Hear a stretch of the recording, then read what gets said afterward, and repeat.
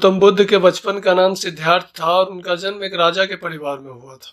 जब उनका जन्म हुआ तो पंडितों ने ये भविष्यवाणी की कि या तो ये लड़का बहुत बड़ा संत बनेगा या बहुत बड़ा राजा बनेगा।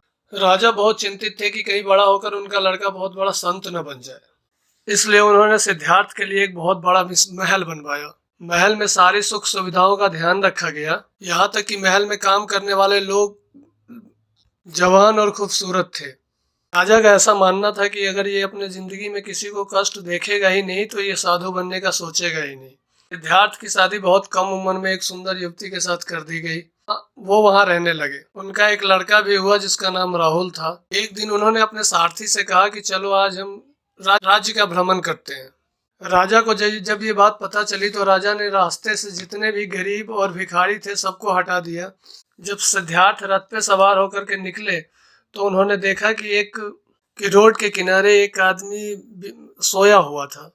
सिद्धार्थ ने पूछा कि ये क्यों सोया हुआ है। सारथी ने जवाब दिया कि ये बीमार है। बोला कि बीमार क्या होता है।